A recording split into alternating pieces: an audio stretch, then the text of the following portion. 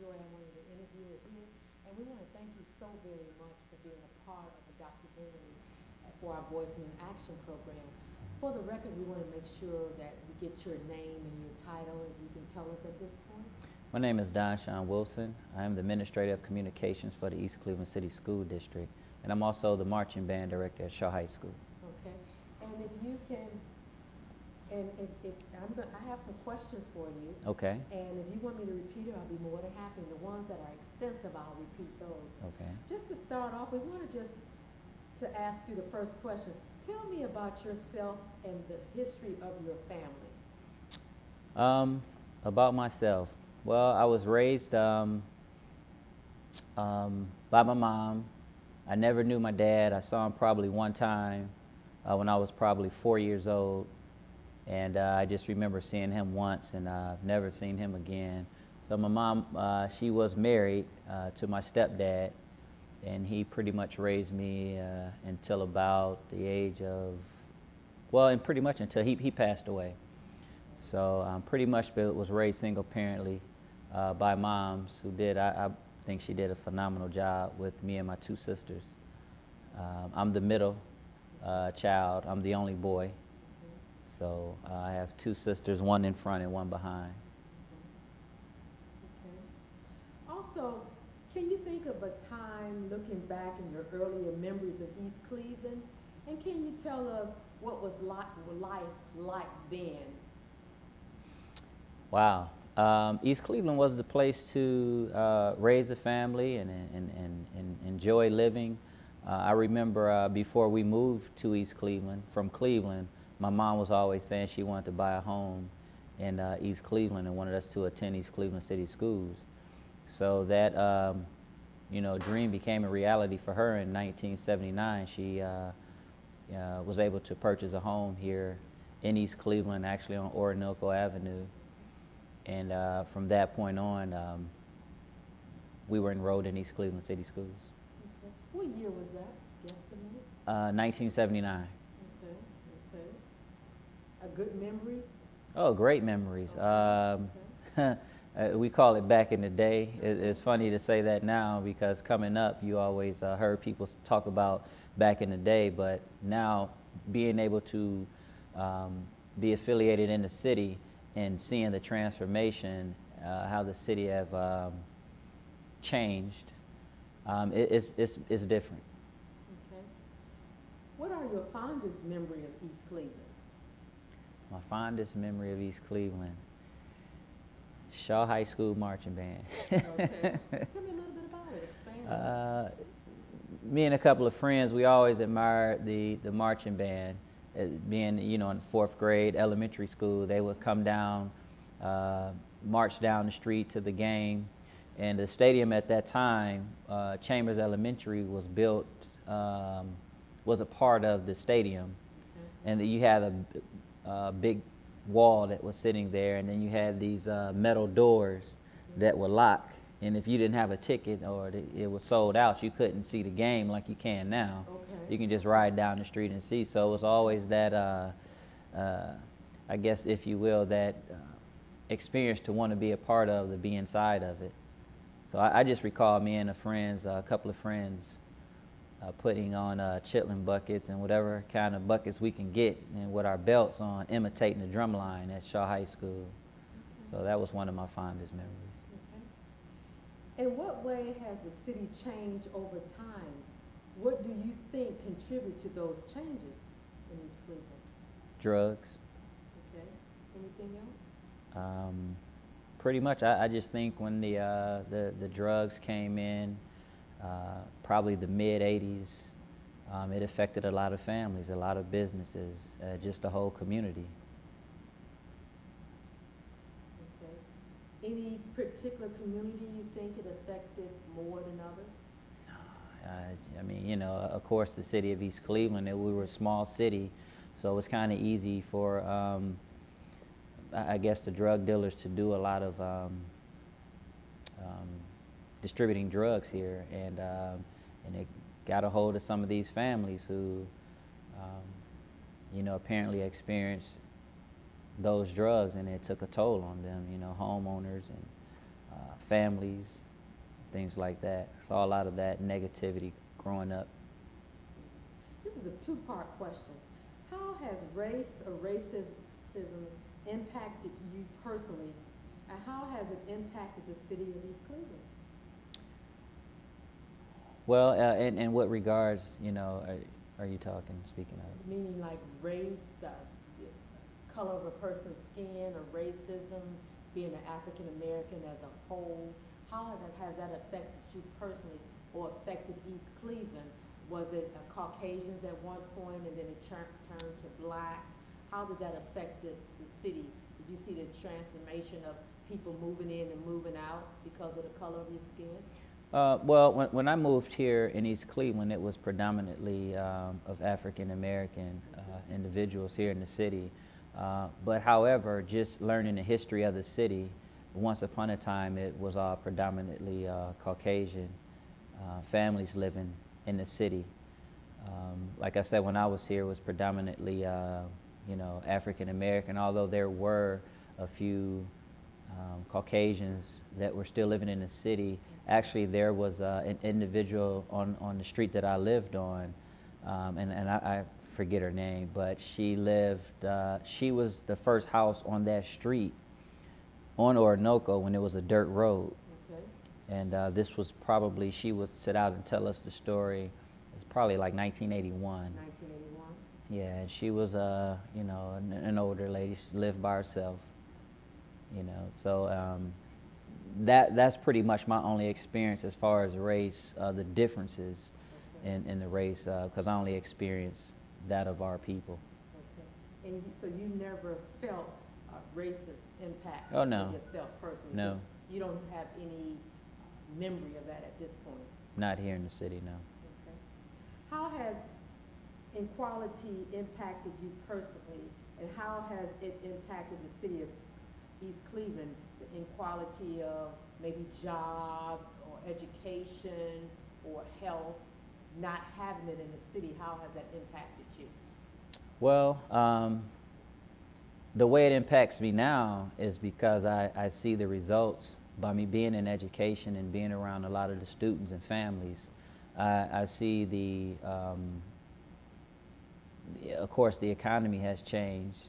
The lack of jobs, pretty much also, and the lack of education has contributed to a lot of those factors here in the city. Anything else so you're saying that it affected, you see individually and as a city it has affected the whole? Yeah, of course. With the city, I mean, you see, again, you look at the structures of the homes are deteriorating because no one is taking care of them. You see a lot of businesses are leaving the city, so tax revenue are not being collected. So in turns, it has a trickle-down effect on the entire city. Can you recall a memory or incident when the community fought for something? There's a whole Well, I mean, I kind of chuckle at that. There was a situation that involved myself with the City of East Cleveland School District. There was a strike getting ready to take place, and it was pretty much jeopardized my job. Me losing my job as band director, although I was only a substitute teacher. Okay. But the community, after they had, I guess, dismissed me from my job, the community had came together and rallied the support for them to overturn, the Board of Education overturn that decision. How was that experience? How long did it go on for that experience to happen, and the overturn, and how was that experience for you, the beginning, middle, and the end? It was frustrating. Okay. It was frustrating because of the simple fact that at that particular time, like I said, I was a substitute. I didn't see where I was played a major role into the finances in the district. And pretty much as far as the marching band, I wasn't getting paid to be the band director. You know, I was pretty much volunteering my time. So that's where the frustration sat in, that I think it was more personal at the time that it happened. And just going through that, I just stayed in prayer. And, after they overturned it, the Oversight Commission overturned it, we had representation from a lot of community members, a lot of parents, even from the office of the late Stephanie Tubb Jones. Office had representation on my behalf. So that was a humbling experience for me. And was that experience, how long did it take? And of course you won at the end, you was the winner. Yeah, well, I guess if you want to say winner in that instance, the community won, the students won, and I just feel as though I was just still being a tool here. Just it took approximately about 2 weeks.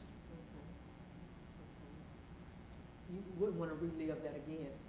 No, No absolutely, absolutely not.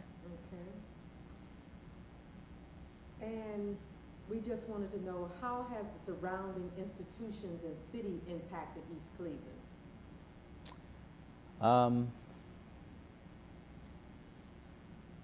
Well, like I said, from my experience, there's a lot of businesses that move. We do have University Heights down the street, who, as of right now, I believe the city's administration is partnershiping with a lot of those entities, in Cleveland Clinic. So I know for right now there's a great deal of opportunities here for the city to start the rebuilding process with a lot of, we have a lot of new businesses in the city now. Patty's Express, for instance, a couple of stores that are being opened. Okay, so you can see the move up. Oh yeah, we can see the move up. I mean, we've been down so much, and I think it's the only other way to go is up for the city. Okay. This is a two-part question, and I'll repeat it. It said, what is your vision for a future of East Cleveland? And the second part, tell us about the major issues that needs addressed in order to better your neighborhood, community, or city. Repeat, what is your vision for a future of East Cleveland? And tell us about the major issues that need addressing in order to better the neighborhood, community, or city. My vision for the city is, for one, I would love to see the education of the school district, as far as it relates to scores and things like that, rise up. Although we're taking steps forward educationally, academically, a lot of the crime that's going on, don't want to see that anymore. And I think it's all due to the lack of education, or lack of knowing or the knowledge of our history, our past, who we are as a people, what other positive things that we can achieve. And your next question, the other question? And the other how can we achieve those? The other part of the question, tell me about your major issues that need to be addressed to make a better neighborhood or community or city.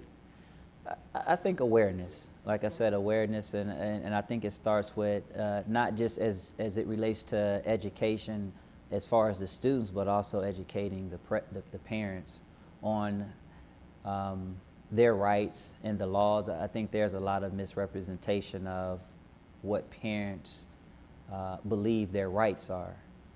For instance, if you look at other suburban communities, the parents know their rights. So, for instance, you have the academic portion of the school, or something is going wrong. They understand their power in voting and their right to vote, to remove things that are not right, or they think that's not right from the city. I think that's the major part of it that I would like to see change. Meaning more awareness? Knowledge-based. Knowledge-based, Yeah. okay. And again, I think with the new administration here, the city's administration, I think we're going in the right direction as it relates to the new judge. He's come to the school system and partnered with the school system as it relates to keeping the students away from the actual system of the jails, the incarcerations and things like that, keeping them aware of the laws and the rights. I think the students, just from my experience with some of the students, they just don't know they don't know the law as it relates to them and how it can have an overwhelming impact on their life, on what they're going to do and what they can't do by the choices they make. The next question and the last question is, and I'm so excited about you being a part of this, what would you be prepared to do to participate in making East Cleveland better? Well, I think for the most part, I think I'm doing my part, being in administration with the East Cleveland City School District, being an advocate in the community as it relates to the marching band, and just showing the positive side of East Cleveland as it relates to, for one, our teenagers who get a bad rap, our parents. We take kids out of town to competitions and things like that, and people wouldn't know that we was from, unquote, quote, East Cleveland, the city of East Cleveland, by the way that we instill the discipline upon them. Their academics are up. The students have a knowledge base of who they are. They're going off to colleges and universities.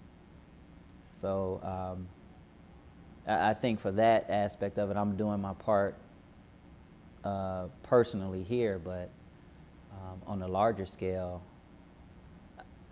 I just think when you look at the community, it's not a lot of togetherness. You over here in this corner, and I'm using myself as an example, and somebody else is over here, but collaboratively, we never really come together to make a move or a movement. We come together for a rally, to rally this or to rally that, but it's nothing after the fact, no substance behind it. A continuation of that, like I said, making it a movement instead of just something to do, a hoop and a holler. So I would be willing to be a part of that. Okay. Anything in one particular in mind that you would change if you had your choice, a magic wand? It's just Jeannie Joy question. What would you change? What would be your magic wand change? One in particular that you would suggest or change? Wow, that's a difficult question to ask, but just at the top, I would like to change the way a lot of our students and a lot of our parents think. I think how unmotivated a lot of students and parents that I see are. I mean, they think it's here, they have to settle. If I can just, get them to see the next level and then show them how to get or to, aspire to that next level, I think that would be my choice. Just two closing questions, and then we can take an opportunity to see the wonderful display you have, and maybe look at the backdrop that we have that you had since January 25th, 2008. And if I'm understanding you correctly, it's like raising the bar. Yes. Raising the bar. Exactly. A lot of people can see the bar jumping over it, but they don't know how to. I think that how to is missing. Exactly. Right. Or don't know there's another life. Mm-hmm. Because a lot of people are just in their own community. And a lot of people have never been downtown or out of town.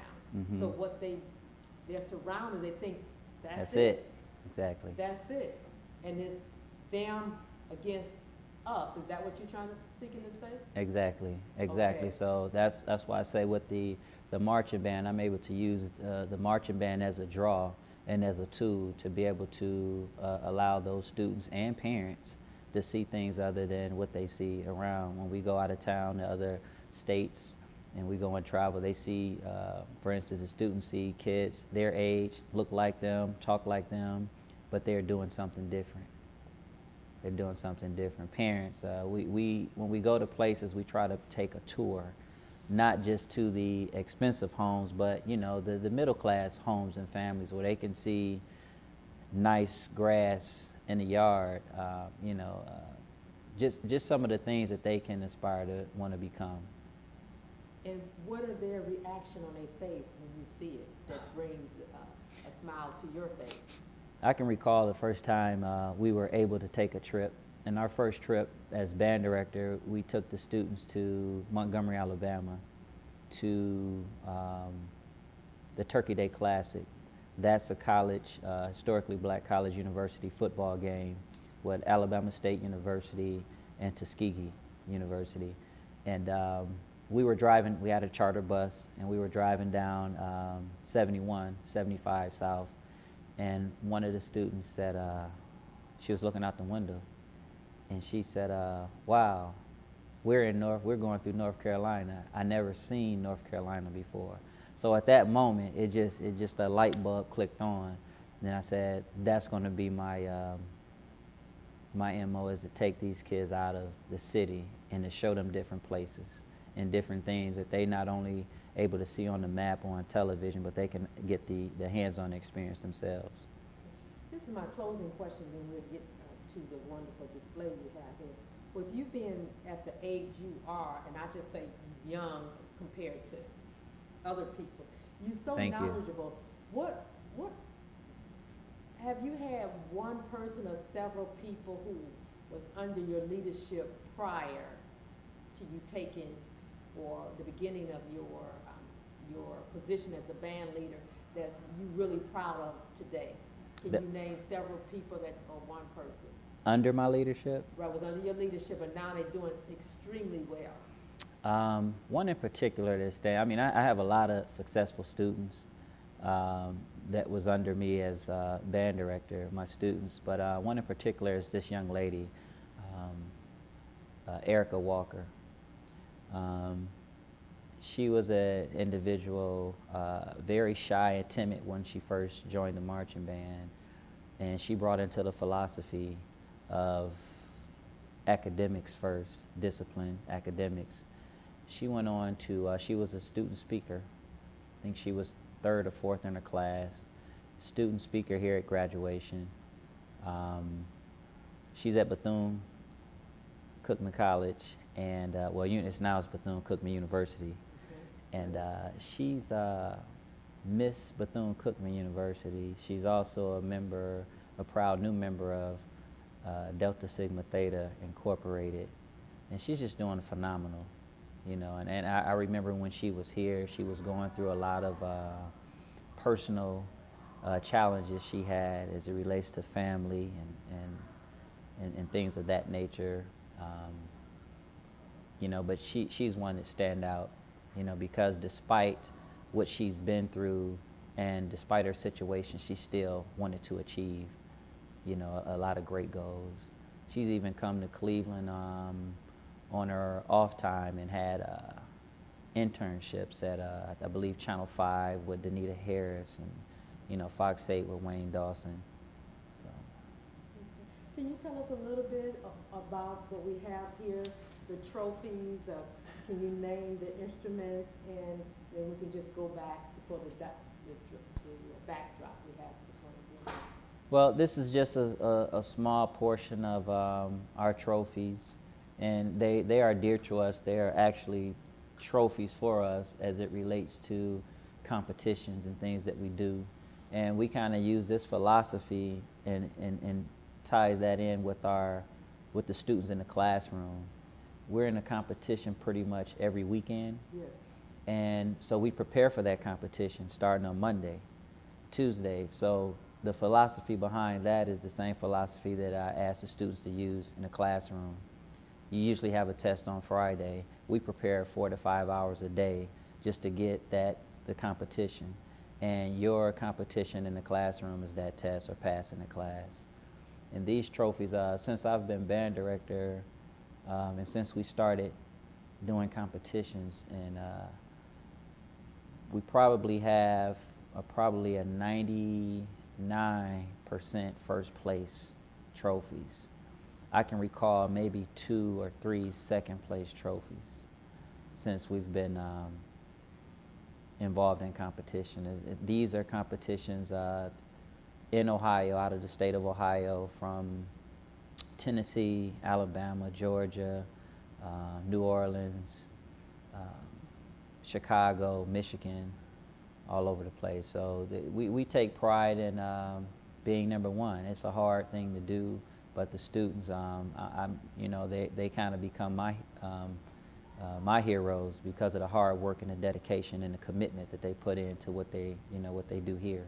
Which one is the latest one that's here? That's one of the latest ones. Let's see. CIC. Okay, we just won. This one was this past spring. We were in Trotwood, Ohio. It's right outside of Dayton. Okay. And we took first place in that competition this past spring. These instruments here are brass instruments. We pride ourselves on being an all brass band. So that means we don't have the woodwind instruments, the saxophones, the clarinets, things like that. So we're pretty much an all brass band, which consists of the trumpets. This is a mellophone, the trombone, the sousaphone, and the euphonium horn. Okay. And in closing, how many years does one student stay under your leadership? Just duration of when they get to Shaw till they graduate? What is the beginning and ending? Well, we've been fortunate enough to have a magnet to the students. Once they join, they're in. Whether it's the 9th, 10th, or 11th, we really don't take 11th graders going to the 12th grade, but 8th graders going to the 9th. I have a student that I allowed to join the band. He was in the 6th grade when he joined. And it's a long story, but I don't know if we have time for that story, but I'll try to make it short. We were out practicing outside at Prospect Elementary School, and this student come up to me and he said, "Hey, Mr. Wilson, how you doing?" He introduced himself to me and said he wanted to join the band. I asked him how old was he, what grade he was in. He said, "I'm in the 6th grade." I said, "Okay, well, you got a couple more years. By the time you're in the 8th grade, come and see me." So went on back to practice, and he stood around. After we had a break, he came back over. Said, "Mr. Wilson, I really want to be in the band." He said, "I need something to do because I don't want these streets to get the best of me." And at that point, I just, it just clicked like, wait a minute, I need something for him to do. So I started allowing him to carry my bags. He was like the water boy of the band, things like that. He was in school, getting suspended every other week, throwing desks and chairs. Got into the program, and this kid turned his life around. The highest grade point average when he graduated from Heritage Middle School, Martin Luther King Jr. recipient. He's in the 10th grade now. He's in the band now. He also went over to China with us. We took a 6th grader over to China with us. Well, he was in the 7th grade then. So he's my project. But he's been doing a phenomenal. He's still carries, I believe, a 4.0 GPA. So. I know your mom is just proud of you. Taking all these kids are being so young. That's what it's amazing to me. Yeah, she tells me that a lot. But my mom always taught us to be humble, and she was that way. I mean, being a single parent and to buy our own home in East Cleveland back in the late 70s, and she was always a go-getter. And despite some of the situations that she went through as a parent, as an adult, she didn't allow us to pretty much want for anything. She took care of us, That's a beautiful thing. Can we go in the back just to wrap it up, just to see and why this particular backdrop that you have and it's so memorable to you? Well, because that was a Plain Dealer article that was taken by us going over to being invited to the Olympics over in Beijing, China. Before or after? This was before. This Okay. was before we went over. Okay. To actually, this article here helped catapult us over to the funding that we needed to go. I think we needed $250,000, and when this article came out, it really helped us meet our goal. And 3 closing questions for that particular one. Were you surprised of how many people stepped up? What was the part, that's number one, and the second question, what was the part that said, wait a minute, whoa, this is just too mind-boggling for me. This Wow. was a tearjerker. Yes, exactly. It seems like you still get full. Yeah, I do, because at that particular time, I had already contacted a lot of the corporations to meet the minimum that we needed to go was the $250,000. So, you know, it was kind of hard, but I was doing my homework and research, and went to Key Corps, met with Diversified Realty, Parker Hannafin, Fifth Third Bank, a lot of those corporations that were on board with us. But I got a call from the treasurer's office. No, I'm sorry, from Chambers Elementary, to come over and get some mail. And I thought it was a couple of envelopes. It was a huge basket full of mail where people was just sending donations and donations. And that continued on for probably a month. And pretty much out of the 50 states, I want to say I've opened letters at least from 46 states in the United States, from just people wanting to support. A lot of Shaw alumni, back in the day, Shaw alumni. Also, we had a few other countries, people from Shaw that was living in other countries had also sent, you know, we received mail from there. So that was just, it was overwhelming. One in particular, the big donations was great, and we were very, very blessed and fortunate for those, but we had a kid send us $3 because that was his allowance, and he wanted to see us go over to Beijing, China. And that right there just put it over the top for me. I said, wow, just to see that many people get behind, because I was under that impression too, you know, that no one's going to help us too much in East Cleveland because of this stereotype or that stereotype. But apparently from what we were able to accomplish with the marching band and keeping our integrity up high and keeping the kids the way that, you know, people wanted to receive them, I think that helped out. Who was the mastermind behind stating, let's bring it to the community and ask for more? Who was the mastermind behind that? Oh, and she's going to be upset with me. Connie Schultz. Connie Schultz was the plain dealer reporter that asked to do the story. And that's what put us over in the community. We were doing radio advertisements and things like that. I was pretty much on every television channel. But that newspaper article and the way she presented it blew everybody away. But I guess my point is, when you got the call, you were one of the band, and you stated they told you how much money it would take. Mm-hmm. They gave you a figure, correct? Right. Mm-hmm. And you knew you had to go and raise this money, correct? Yes. So you started to do it on your own with other people? No, I started to do it on my own. Period. Okay. Like I said, I went to the corporations first because that was my, you know, I didn't think the little small tickets, the 50 to 25 and the $10 would add up. So I was looking, it was a large amount.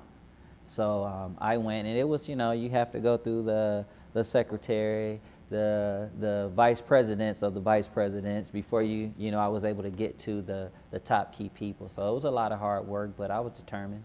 So you knew how to do that from where? From who? From your mom? Or how did you know what to do? How did you know? Just being able to be presentable, and you have to always have they said a 30-second speech, a 3-minute, and a 3-hour. So okay. That was a lot of the 30-second speech was going to get me in the door. And if they had time, I would give them the 3-minute. If they invited me back, they was going to get the whole presentation. All right, now praise the Lord. Because I can remember watching you on TV and just sitting in my living room, and I said, that is amazing. I can see you talk. I don't remember what show, and I could just feel you talking, Mm-hmm. like you was talking personally to me, and how you was saying and what y'all was doing, and I was overwhelmed, Mm-hmm. and I said, I know you overwhelmed. That's been what, how many years ago now? At least 4. 4, yeah. At least 4 years ago. At one point, did you ever just get teary-eyed? I can feel you now that you. Wow, that it was yes. just in It the was middle, Key Bank. We had to perform. They wanted us to perform. Actually, they asked me to be their keynote speaker for their leadership conference, and they asked the band to perform. And we performed, and all of the presidents around the nation was here. The vice presidents for whatever branch they were from each state was here in the city of Cleveland. And after that leadership conference, after the band performed, just to see the people face as they stood up, standing ovation, clapping, and I got up to speak, and I guess that's when it hit me that we were going to China. And everyone came out and and applauded the kids. We were in another little room. They were getting ready to eat breakfast because it was early in the morning, and I had to step out because I felt I was brought up, boys don't cry, suck the tears up, and I was sitting there and I felt this explosion getting ready to happen, and I stepped outside the door to the elevator, and I was trying and I just couldn't hold it. It was like a thunderstorm, and the kids like, oh, he's crying, and a couple of parents and few of the people from Key Bank, and I couldn't, that was it. It felt good though. and you came back and did your presentation. Came back, yeah, everything was fine. Okay. Yeah. Now, my closing question is, if you had to do it all over again, what would you do different? The Beijing, China trip? Just Period. Wow. Well, of course, there's a lot of bumps in the road. Yes, sir. Getting to everything together to get to Beijing, China. Just getting our, the balls rolling and getting people to believe that it was an actual true thing that we were, invited to go over. I don't know if I would probably try to, if the opportunity presented itself, I would try to enjoy myself more. There. Because you told me about what right. your parents said. Right, so you, right. Like was on edge at every right. moment, looking around. Okay, I got to bring everybody back. Right. I got to keep everything together. So I really couldn't enjoy China like everyone else did. Right. So I would like to one day go back and be able to enjoy it. Like I said, I was just a little nervous, taking, you had all the news, you had everyone looking and watching, and I didn't want anything to happen, anything negative. We were sitting on Tiananmen Square, and we were walking around, and the kids were kind of tired, and they got ready to sit down, and the guards came up with their, their guns, and so we had to get up because that's a sign we didn't know was a sign of protest there. Okay. And it was a little different, but over, it was great. The Great Wall. How many people were with you? Total, total I believe it was 78. 78. They treated you very well? Oh yeah. China was great, phenomenal country. They made me look at our country and the things that we do totally different, because the things that we take for granted are the things that make them, that they pay attention to, that makes them who they are. Mr. Wilson, I want to give you an opportunity to look in the camera and just give us some closing remarks that you would like for us to always keep as East Cleveland as the documentary. As you know, this is a Voice in Action program with Case Western Reserve with Dr. Rhonda Williams, and it's a phenomenal opportunity to be here with you and interview you. And if you could just tell the nation, because I just personally feel that it's going to be a national Nobel Peace Prize, and you being a piece of the Peace Prize, can you just look in the camera and just give us some closing remarks and speak from your heart and just let people know what you feel, think, and if you have to say something, what would you say? Because this is definitely going to be a all-star. Look, now you got me all nervous. You know? No, but first of all, I would just like to say thank you for the opportunity from Case Western Reserve. Humbly excited to be a part of this phenomenal project here, and I'm going to hope and pray that everything goes as well as you know, you guys want it to go. One thing that I would like to say is just you know, continue to strive. I mean, all the young students out there, even the parents, stop putting stop signs on us. Stop clouding our vision and achieve for those goals. Achieve to the stars. You know, if you keep your ceiling high enough, you know, you're going to continue to keep trying to reach it. But if you keep your ceiling low, once you get there, where are you going to go? So keep your ceiling up high. The sun is always shining. Even in those bad times, I always act like I get on the airplane, because if you ever ridden on the airplane, once you get above the clouds, the sun is always shining. So it's just a temporary thing when you're going through some adversity or whatever like that, but just keep a positive attitude about life. We want to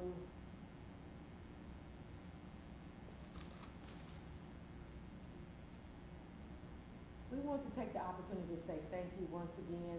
We're so excited about the Voicing in Action program. This is just the beginning. We're looking for this to be definitely an all-star documentary in East Cleveland.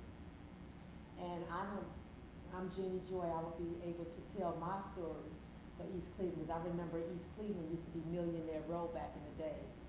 And now it, to me, is a different part. But I'm going to keep my humble ground until it's my turn to make a difference and tell my story. Just once again, it's been a pleasing pleasure, well as a privilege, just to Same be able here. to do it. Thank you so very much. Thank you. All right, how you feel about it? I'm good. Okay. I think Okay. it was great. I almost had to get my tissue out for you. Oh yeah, you know. I said, It was coming. not on TV. You know, there was a documentary that a gentleman by the name of Tom Jacobs did on us going to China. Okay. But I don't know if this you all's first one or not, but just one of the things that I noticed, he took it to the film festival, but it really didn't have the meat and gravy with the documentary that it could have had. And I asked him to, because actually the documentary just kind of looks like, you know, oh, we're just getting ready to go to China, kids from East Cleveland. It didn't have, you know how the story got to have that meat and gravy to it. And I asked him to interview, you know, take 3 students and interview them now and come back 4 years. And, you know, it was the young lady I spoke about, Erica. She's one of them. I mean, I want to get off mic first, you know. Right, you know, so you have, because I've seen so many documentaries, and I've seen documentaries that kind of stay right here, and I've seen documentaries that go to the next level. And with that meat and gravy, and I said we had a situation with a student telling their stories. I had a student, the parent who came to me at the airport. Right. Okay, that was the successful family, mom and dad at home. He received the Bill Gates Millennium Scholarship to Howard University.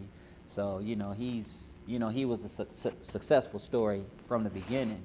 Then I had the one student, Erica, who parents raised by grandparents, father passed away, mom's incarcerated, you know, still dealing with a lot of problems at home. She was a story that I think it would have brought people to the camera, and you could have felt what was going on. And the other gentleman, no, actually it wasn't him. It was another student, because I wanted to get the seniors. He, single parently, he's now in New York dancing.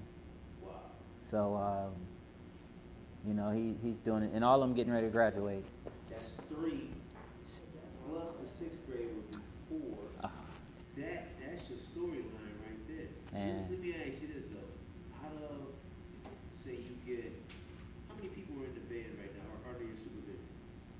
Right now, we just ended with about 60. So out of the 60, how do they fare graduation-wise? Like if you start off with, say, 10 freshmen, they stay with you straight through graduation and they go on to college? Oh, yeah, we have a record since I implemented, our grading policy and study tables. We've been having 99% of our 100% of our students graduate from high school. 99% of them go off to colleges and universities. The other 1% go off to the armed forces. This past year, we've been keeping the stats going. We had 96% of our students on honor and merit roll. So they definitely come into the program and they buy into it. And the things that we're able to teach them, they just don't use it here. They use it at home. They use it the rest of it, like the kids that are in college now. I mean, doing phenomenal. At the time we went over to China, I was in the process of receiving my master's. I was in class. And the only reason why I went to get my master's is because I just felt as though being a role model, a leader, you can't really just talk about it unless you have that background to back it up. And I've been always stressing the kids about, they'll tell you the story about having straight A's or staying on the honor roll. And I tell them now, there was times when I was doing my master's and China was on, the forefront. And I would look at, typing up a paper or whatever at night. Say, you know what, I'm just going to go on and all I need to do is pass it. And then I thought back, would I allow the students to do that? So I got my master's with a 4.0. Only because of what I was instilling in them. I tried to be that person for the first time, because in high school grades I wasn't, it was just you go to school and you do what you do. It was a fashion show at Shaw back then, so now I'm in the process of getting ready to go after my doctorates, because a lot of my students are in the process of their masters or have their masters. So I said, well, let me take it to the next level, and hopefully they'll follow that too. So.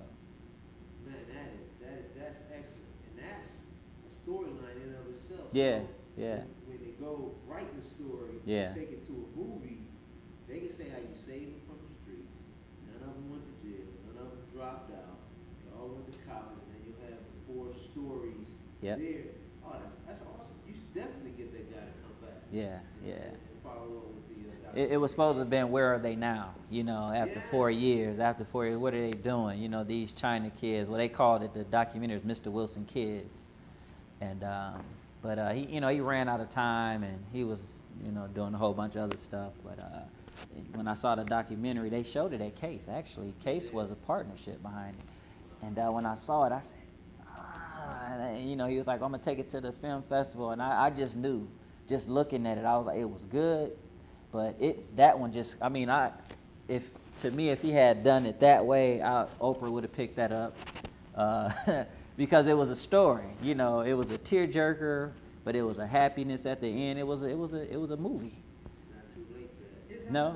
But I know Case got interns, people that they have to film these short documentaries or short stories for their PhD in film. Yeah. So That's a Case story. gets a hold of it, and Case wants to pursue it. Yeah. And another thing too, three things, I wanted to let you know, with this being a part of